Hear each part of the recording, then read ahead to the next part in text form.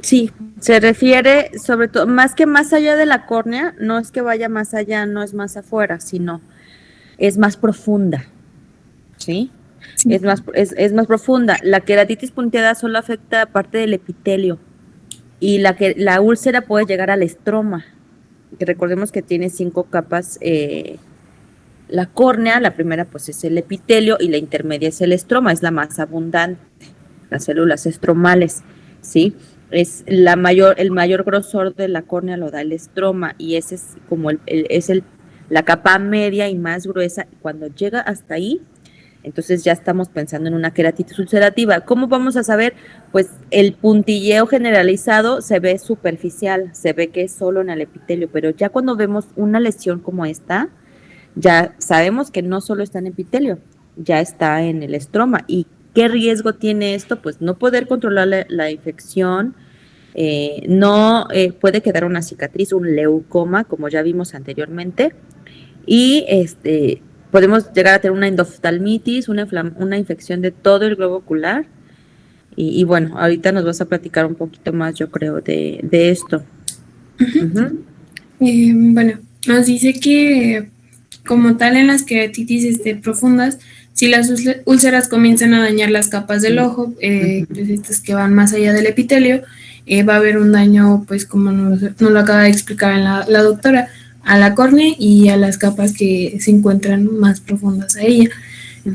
Por esta razón es que los médicos, ya sean médicos familiares o médicos oftalmólogos, hacen mucho hincapié en que a los primeros síntomas de una queratitis es que deben de acudir al médico pues para que estos se traten a tiempo, reciban el tratamiento y no se tengan complicaciones. Así es. Ujú. Y bueno, ya sería todo de mi parte. Ok, está muy bien, Elena, muchas gracias. Les voy a pedir nada más que traten de simplificar un poco más el texto de las diapositivas. De repente tener mucho texto nos puede hacer que nos perdamos un poquito. Les sugiero que puntualicen, sí, que resuman, por ejemplo, una idea, una oración, resúmanla en pocas palabras, ¿sí? O usar palabras claves, que ustedes sepan que así van a poder presentar bien esa diapositiva, ¿sale? Esto va a ser siempre, cuando hagan sus presentaciones en el hospital, en todos lados, sí les van a pedir y qué bueno que de una vez lo puedan estar haciendo, de puntualizar muy bien y tratar de no dejar. En teoría no deben ser más de 5 o 6 líneas por diapositiva. La letra debe ser también un poco mayor, un poquito más grande, para que sea mejor legible. Y así, si ustedes van dándonos como los datos clave también como espectador, se nos queda un poquito más grabado esto, ¿sale? Si ya lo tienen preparado así, está bien. Y les agradezco mucho de verdad el esfuerzo que hace, porque de eso se trata, de que al menos el tema que les esté tocando lo sepan muy bien. Como lo han estado presentando, los felicito. Nada más sí les voy a pedir que en las próximas sesiones traten de ser un poco más resumidos, ¿va? Adelante.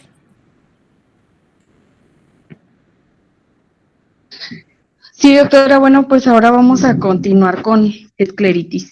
Muchas gracias, Ashley. Este, bueno, la escleritis es una enfermedad infrecuente que se caracteriza por el edema de infiltración celular en todo el espesor de la esclera. Eh, la escleritis de origen inmunitaria, o también conocida como no infecciosa, es la más común y se asocia con enfermedades inflamatorias generales y de las que se puede ser la primera manifestación. De esta tenemos una clasificación, es anterior, y en esta clasificación anterior tenemos una subdivisión que es no necrosante. En la no necrosante tenemos la difusa y la nodular. Entonces ahorita, y en la necrosante con inflamación, tenemos la vasoclusiva, la granulomatosa y la que es inducida por cirugía, que también puede ser infecciosa. Entonces ahorita les voy a hablar un poquito de ellas. das a la siguiente lenta, por favor. Bueno, tenemos la escleritis anterior no necrosante para empezar, y pues como ya les había comentado, tiene una subdivisión.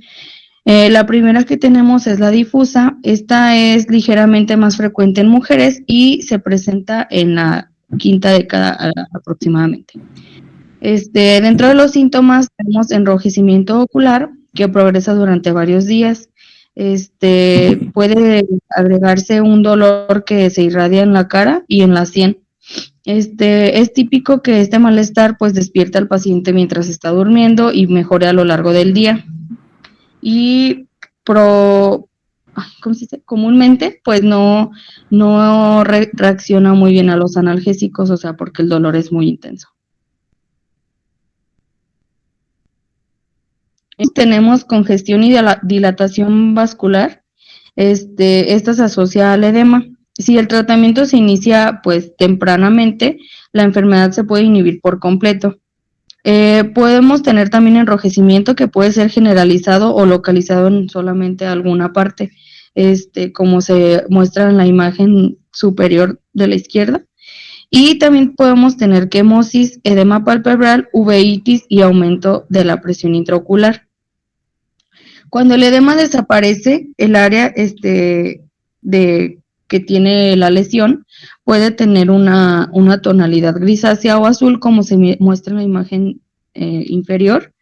Esto hace que la esclera se hace más translúcida. Esto se debe a una reorganización de las libras.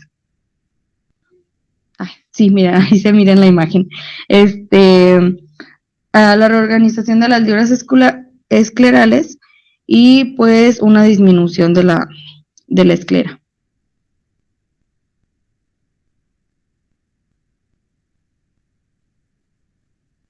Después, como otra escleritis anterior no necrosante, tenemos la nodular. Esta incidencia, esta patología tiene una misma incidencia que la difusa, pero pues tiene un mayor número de pacientes con esta forma que tienen un ataque previo de herpes. Dentro de los síntomas tenemos dolor, que inicia de manera gradual y luego después tiene un enrojecimiento creciente, como se muestra en la imagen. Tiene molestias a la palpación del globo ocular y aparición de un nódulo escleral.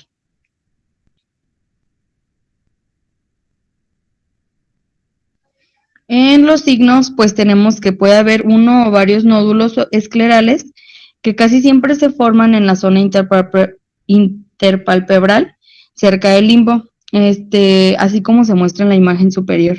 Estos tienen un color rojo azulado más profundo que los nódulos episclerales y son inmóviles. El haz de lámpara de la hendidura muestra una elevación de la superficie escleral anterior, como se muestra en la imagen inferior, que se nota un ligero borde, a diferencia de la episcleritis. Estos nódulos que aparecen en esta patología pueden ser múltiples y se pueden expandir y fusionar si se retrasa el tratamiento, o sea, se puede agravar. Cuando se contraen los vasos conjuntivales, el plexo profundo pues no se contrae a diferencia del nódulo. Cuando se remite la inflamación de la esclera se va volviendo más translúcida.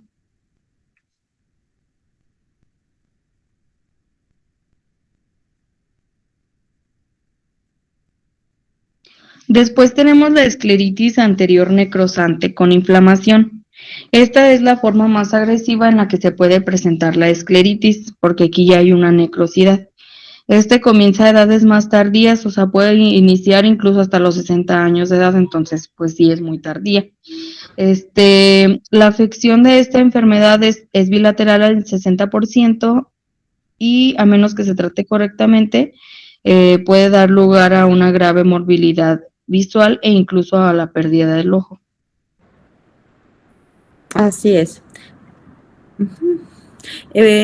Bueno, ¿puedes regresar la diapositiva previa, por favor, Elena? No, la previa. Antes. Ajá. Bueno, ahí me parece que pudiera ser la misma imagen, la A, que la de la siguiente diapositiva, ¿sí será la misma? Ajá. Ahí cuando ustedes ven eso, a lo mejor yo pensaría lo primerito en una ¿qué? En una ¿qué se les ocurre? Si ven algo así. Porque es uno de los diagnósticos diferenciales. Una pingüécula, ¿no? O sea, yo la veo y pensaría que es una pingüécula, pero la sintomatología pues sí es muy diferente. La pingüécula no hace que duela el ojo, ¿sí? La pingüécula solo si está inflamada pudiera llegar a verse así, pero por lo general todo el ojo tiene hiperemia mayormente concentrada en esa zona, ¿sí? Y además de la hiperemia, pues hay una hiperemia epiescleral, ¿sí? Entonces, este es un diagnóstico diferencial de pingüécula, entonces, por eso me interesó comentarles esto, porque a veces pudieran confundirlo, pero la sintomatología es muy diferente, ¿sale? Para que lo tengan en consideración. Adelante.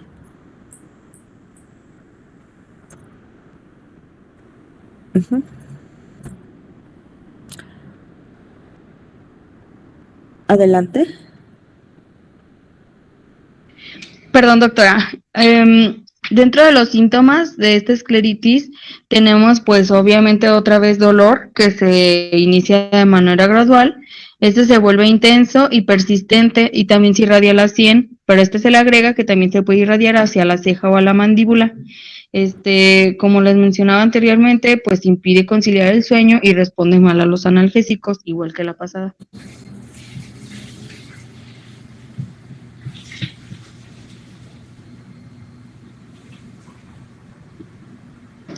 En los signos, pues tenemos que van a variar de los tres tipos de escleritis. Primero tenemos la escleritis vasoclusiva. Esta se asocia a artritis reumatoide. Aquí vamos a tener que se ven parches aislados del edema escleral con ausencia de perfusión en la episclera y la conjuntiva situadas por delante. Estos parches se fusionan y si no se tratan evolucionan con rapidez y esto es lo que ocasiona una necrosis escleral.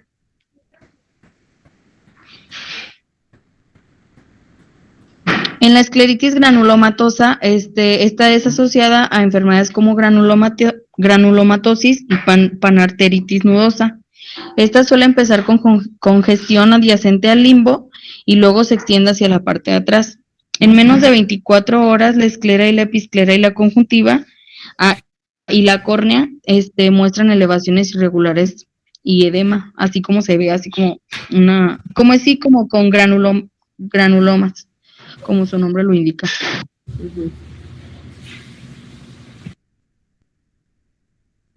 Y la escleritis inducida por cirugía, esta inicia dentro de las primeras 3 semanas después de una intervención quirúrgica, aunque se ha informado de intervalos muchos más prolongados, pero por lo regular comienza en las primeras 3 semanas.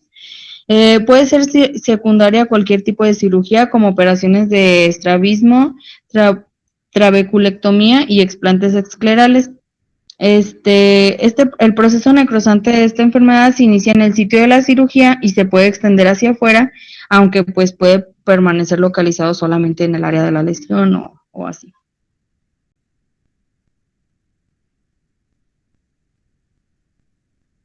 Dentro de las pruebas complementarias, pues tenemos las pruebas analíticas, que estas son un complemento a la valoración clínica. Los análisis específicos deben incluir velocidad de sedimentación globular, proteína C reactiva, hemograma completo, factor reumatoide, anticuerpos antinucleares, anticuerpos antipéptidos citrullinado, ácido úrico en plasma, serología citílica, antígeno de superficie de hepatitis B y anticuerpos de antifosfolípidos. Esto, pues yo me imagino que es para la etiología, para confirmar la etiología más. Así es, para tratar de conocer la etiología de la escleritis y qué enfermedad de base, qué enfermedad sistémica nos está ocasionando esto. Una vez hecho el diagnóstico, pues se controla la enfermedad de base y por ende se va a controlar también la escleritis, ¿sí? Esos análisis por lo general no los pedimos nosotros. ¿Por qué? Porque pudiera ser que el reumatólogo, al momento de que el paciente llegue con él, pudiera ser que le pida algún otro estudio adicional después de todo el interrogatorio y lo que el diagnóstico presuntivo que tenga en mente el reumatólogo, y pudiera agregar algún otro estudio, ¿no? Entonces, para no hacer ir al paciente 2 veces, pues lo referimos directamente con el reumatólogo y él ya sabrá qué es todo lo que tendrá que pedir, ¿no? Uh-huh. Ok. Y esto es, Después perdón, tenemos esto es para todas las escleritis, ¿sí? O sea, todas las escleritis, y como bien lo mencionó Ashley, sí fue Ashley, ¿verdad? Sí, doctora. Gracias. Es importante hacer prueba con vasoconstrictor. O sea, ustedes pueden tener en su consultorio sus gotitas para ojo rojo, ¿sí? Que tengan, no sé, lubricante con algún vasoconstrictor, puede ser oximetazolina o fenilefrina, que ya puede ser que no lo encuentre muy común. O de esas gotas para ojo rojo, el Vicin, ¿no? El famoso. Ustedes pudieran ponerles a sus pacientes, y si se quita, entonces es de la conjuntiva, es una irritación, una hiperemia conjuntival. ¿Por qué? Hay que buscar la causa. Pero si no se quita el ojo rojo, entonces ya estamos hablando de una escleritis. Sí, además, pues la sintomatología también es muy clara, hay mucho dolor. Entonces, ustedes ya con estos dos datos, más viéndolo macroscópicamente, recuerden que ustedes que no tienen lámpara hay que explorar levantando los párpados y tratando de ver todo el globo ocular, pidiendo que vea para arriba, para abajo, para nosotros ver tratar de ver todo el ojo pues lo más que se pueda. Ay, perdonen tanto ruido. Y y bueno, que sepan que es una enfermedad que puede derivar la mayoría de las veces, y la mayoría de las escleritis derivar de una enfermedad sistémica autoinmune. Eso es muy importante que lo sepan, ¿sí? Porque si detectamos una escleritis hay que referirlo al reumatólogo. Porque puede estar debutando con una escleritis y sin saber su diagnóstico previo o sin tener algún otro síntoma o molestia. Todas las escleritis hay que enviarlas, y a lo mejor ahí ya el doctor, haciendo un interrogatorio más concienzudo, ya pudiera él pensar en algún diagnóstico. ¿Sale? Entonces es muy importante que se queden con ese. También pues las cirugías, algunos tipos de cirugías, como ya mencionó Ashley, también nos pudieran ocasionar pues otro tipo de escleritis, ¿no? Pero si no tiene antecedente de cirugía, sí es, perdón, sí es importante que lo piensen así, ¿vale? Adelante.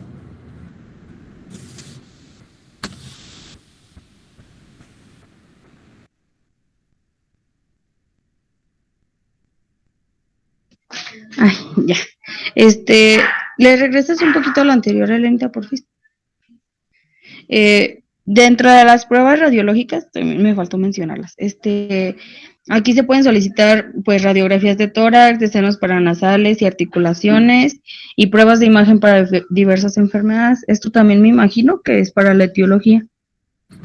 Así es, son las pruebas que se complementan a los estudios de laboratorio que nos mencionaste en la diapositiva previa.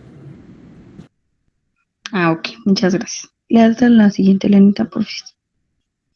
Después tenemos que también podemos solicitar angiografías, ecografías y biopsias. En la angiografía, fue con luroesceína, del segmento anterior. Perdón, Esta ayuda a te voy a interrumpir, Ashley, es fluoresceína, te faltó una F por ahí, es fluoresceína. Ok, hay una disculpa. Esta ayuda a distinguir la escleritis necrosante por ausencia de perfusión, y pues para dar un seguimiento si es así. El verde de indocianina es un indicador más viable de la actividad de la enfermedad. Para la ecografía, esta nos puede ayudar a detectar una escleritis posterior asociada. Y la biopsia, pues esta se plantea en casos resistentes, sobre todo cuando se sospecha de infección.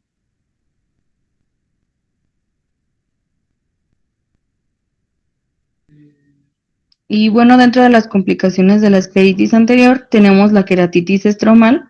Esta es infiltrativa aguda que puede ser localizada o difusa.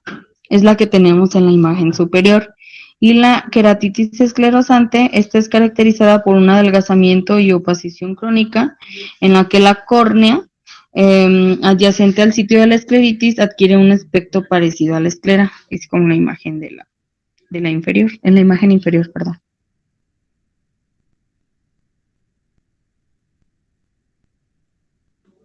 También podemos tener uveitis, que esta si es intensa puede indicar que la escleritis es muy agresiva.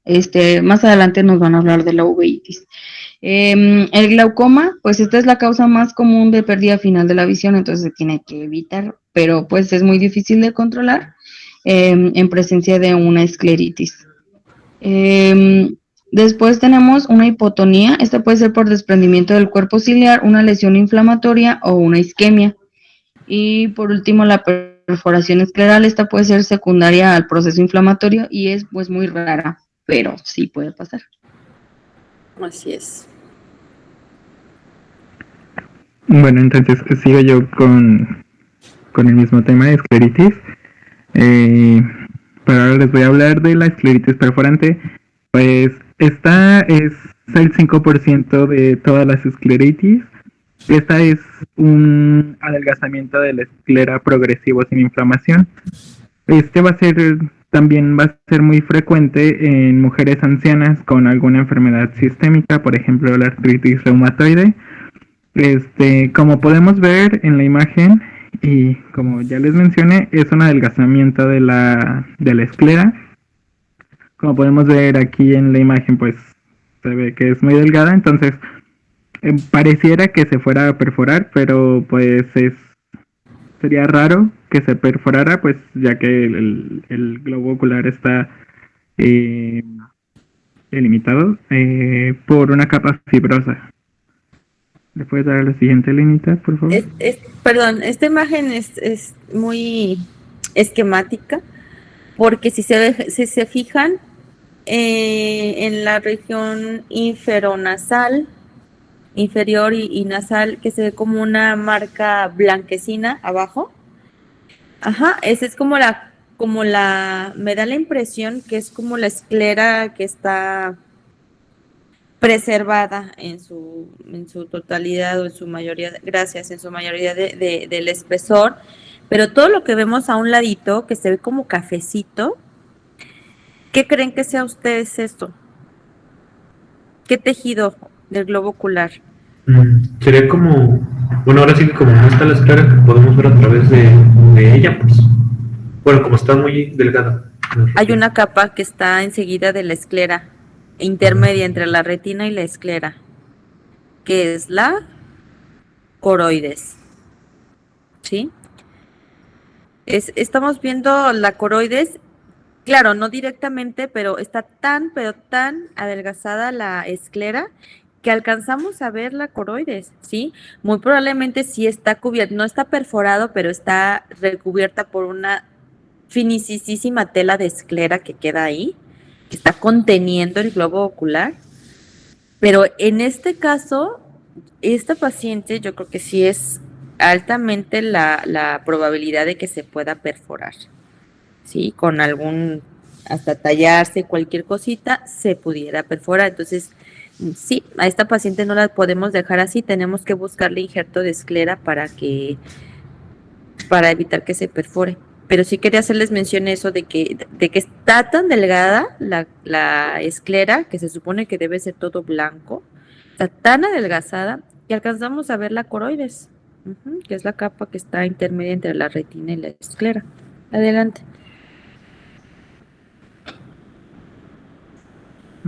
Bueno, ahora los síntomas que va a presentar el paciente con escleromalacia perforante, pues el paciente nos va a referir que tiene una irritación, perdón, permítame.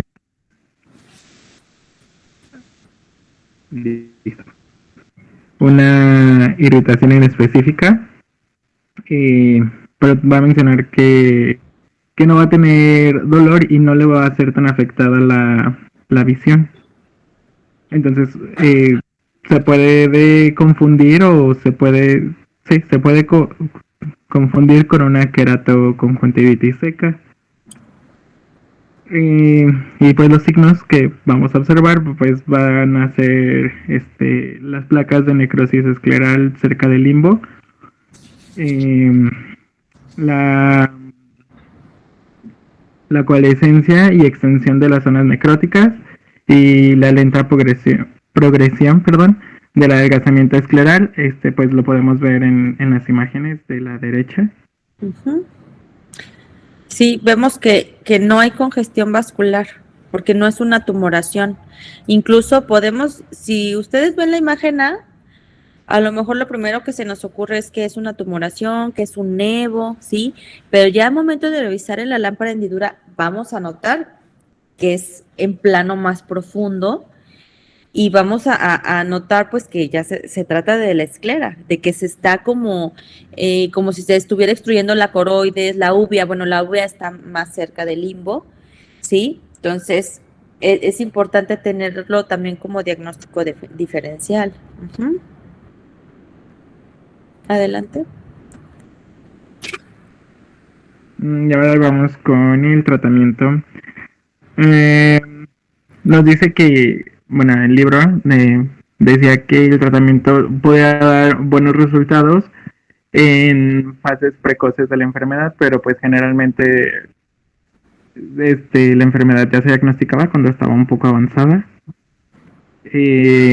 También nos decía que no había una evidencia de que un tratamiento farmacológico sea beneficioso de forma constante.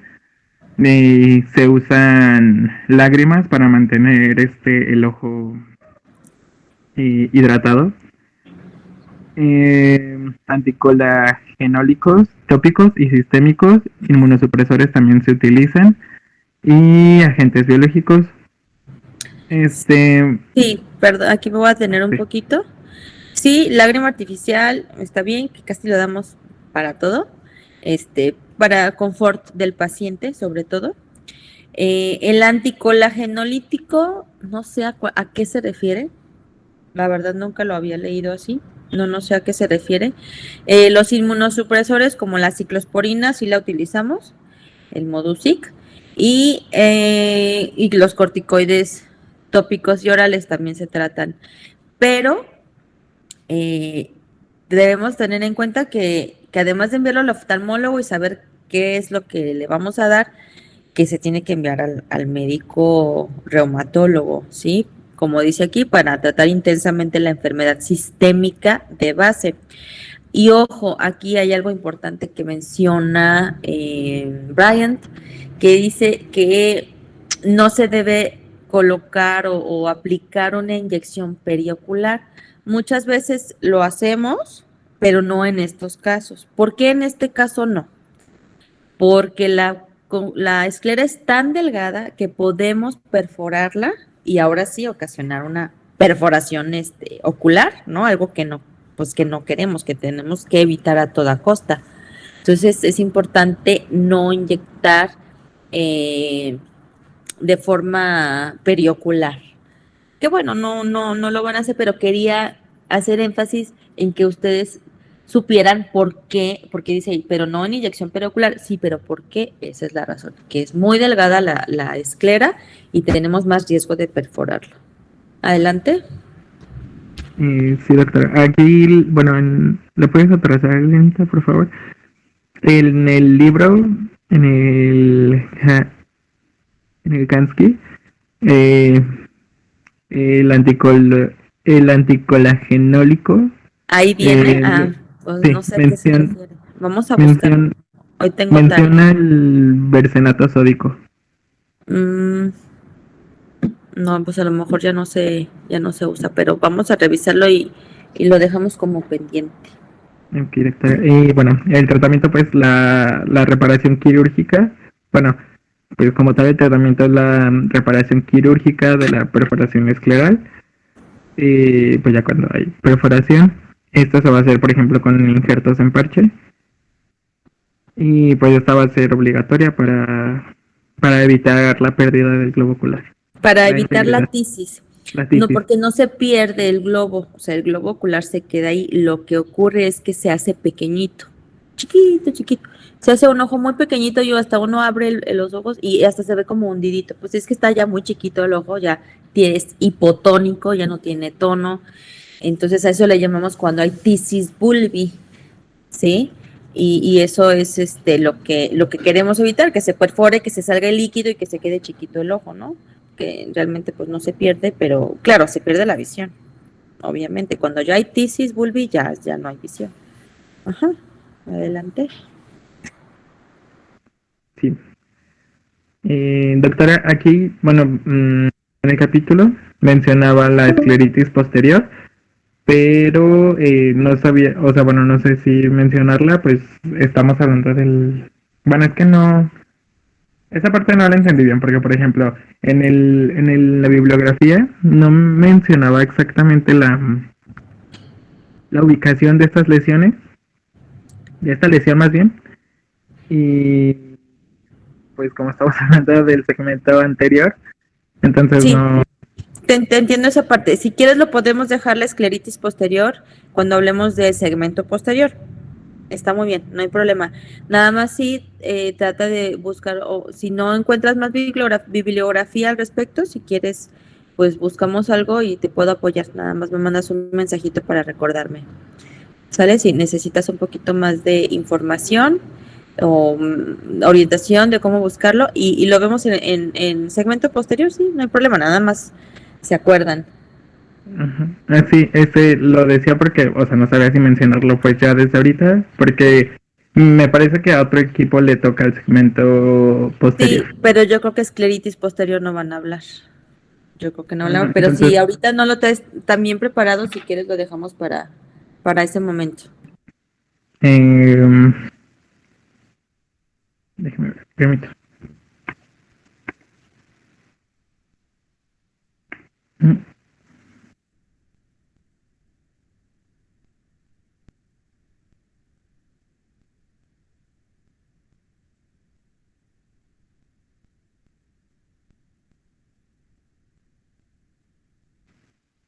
pues sí, sí les puedo hablar de este doctor. Pues ya, bueno. La escleritis posterior, pues está, nos puede causar una ceguera, pues ya que también es un adelgazamiento de la esclera. Y esta pues generalmente se va a diagnosticar tardíamente, ya que no se va a poder ver tanto como la escleritis anterior, perdón. Solamente el paciente nos va a decir cómo es su visión. Entonces se tiene que referir al oftalmólogo y él va a revisarle bien la esclera. Sí, realmente no hay mucho más que añadir porque ya todo lo demás es lo trata el subespecialista, hay subespecialidad en UVEA y realmente a lo mejor no vale la pena meternos mucho, pero solo que sepan que existe la escleritis posterior y esta es una imagen muy buena, sí, porque hay adelgazamiento pues hasta en la región posterior del globo ocular, ¿no? Entonces ya es un poquito más serio, si se ven, pues se ve muy aparatoso, ¿no? De hecho, el paciente creo que su córnea está viendo hacia abajo, está totalmente, tiene panus, está totalmente opaca, tiene fibrosis, tiene, ahí hasta yo creo que melanocitos, pues sí está muy Doctora, dañado. una pregunta. Sí. Bueno, es que justo en esa imagen yo pensaba que lo negro era literal el iris del paciente, pero no, es lo de abajo. Exacto. Híjole. Mira, tenemos como 3 circulitos. Imaginemos que son 2 ojitos y una boca. La boca o la nariz, pues de abajo, la parte de abajo, esa es, ahí abajo, esa ahí es la córnea. Ya. Esa es la córnea, ya está totalmente vascularizada. Y las 2 protuberancias que se ven en la parte superior es la escleromalas, es esa, pues ahí todavía vemos algo de tejido de esclera en esa, en esa protrusión de la uvea, de la coroides, y del otro lado, la otra protuberancia, pues esa ya, yo creo que ya casi no tiene nada de esclera y por eso está todavía como que más, pues más protruida, pero no es el ojo del paciente, o sea, no es la córnea del paciente, la córnea está abajo, está totalmente vascularizada y sobre todo nos damos, así es esa, está viendo para abajo el paciente, la mirada está hacia abajo, ¿sale? Doctora, eso amarillo que se ve, ese no es el desprendimiento de la retina exudativa. Desprendimiento de retina, no, fíjate que el desprendimiento de retina no lo podemos ver a simple vista, la retina está por dentro, no la podemos ver, haz de cuenta, estamos a ciegas, haz de cuenta que es como un cuarto, con puerta cerrada, literal, o sea, no ves lo que hay adentro. Sí, lo que se ve amarillito ahí muy probablemente sea hasta restos de hemosiderina, como lo que vemos en el terigión, la línea de Stoker, pero pues no es una línea, como está toda la córnea vascularizada, con panus,